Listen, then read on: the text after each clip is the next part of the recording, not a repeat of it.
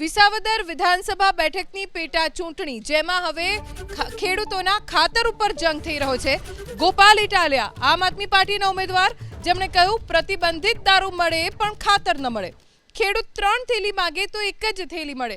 ખાતરની સરકાર માત્ર જાહેરાત જ કરે છે, લાઈનો લગાવવા છતાં ખાતર નથી મળતું। ગોપાલ ઇટાલિયાના આરોપ પર જયેશ રાદડિયાએ પલટવાર કર્યો અને કહ્યું કે ખાતરની રજૂઆત મળતા ખાતર મળે છે, ખાતરની જરૂર પડે તો પૂરું પાડવાની જવાબદારી મારી।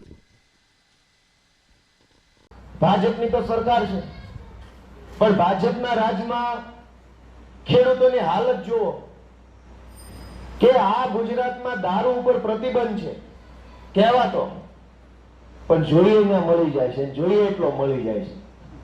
5 બોટલ જોતી હોય ક્યારે બુટલેગર એમ નો કે 2 જ આપીશ, 3 પછી આપીશ, પણ ખાતર તમારે 3 થેલી જોતું હોય તરત એમ કે 1 જ મળશે, 2 નહીં મળે।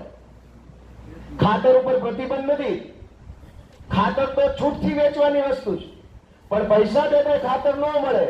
દારૂ તમે કયો ને આવીને આપી જાય, કેળામાં મગાવો કેળામાં આપી જાય, ઘરે મગાવો ઘરે આપી જાય, અને કયા ગામમાં નથી મળતું તમે મને કહો, હું ખોટું બોલતો જ ના પાડજો, વાત ખોટી છે। પ્રતિબંધિત દારૂ મળે તાણે ખાતર ન મળે તો કેમ ખેતી કરવાની?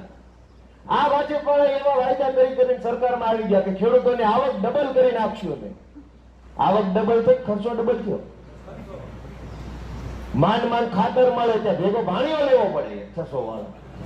તાલુકાના ભલગામની અંદર ત્યારે હું હાજર હતો, ત્યારે ચૂંટણી જાહેર થઈ ગઈ હતી, ખેડ પટેલ ઉમેદવાર જાહેર નહોતો થયો ત્યારે, અને ત્યારે હતી ત્યારે ખેડૂતોની રજૂઆત આવી હતી કે ભાઈ ખાતરનો ડીએપી નો પ્રશ્ન છે, ખાતર નથી મળતું। ત્યારે મને કેતભાઈ ને અમે ત્યારે બરોબર છે વજુભાઈ બધે લોકો ત્યારે હતા, વાત કરી હતી અમારી રેન્ક આવી ને રાજકોટની, જ્યાંથી ખાતરનો પ્રશ્ન મને કહેજો અમારી જવાબદારી છે, 700 ટન ખાતર તમારે વિસાવદર ભેસાણમાં અમે તાત્કાલિક કાઢી તમને પકડી, અને કાંઈ ઇસ્યુ નથી। તમને હજી કહું છું એમાં કે તમને મુશ્કેલી પડે, પાયાનું ખાતર તો ડીએપી જતું, એનપીકે યુરિયા કેસોય જે ક્યાંય પણ જોતું હોય ને, આ જયેશ રાદડિયાની જવાબદારી છે, તમારે કિરીટભાઈને ફોન નથી કરો, તમારે જે ખાતરની જરૂર પડે ત્યાં મને કહેજો, અહીંયા તમે માગશો ને એટલે બીજે તે રેન્ક તમારા પાદરમાં આવીને ઊભી છે।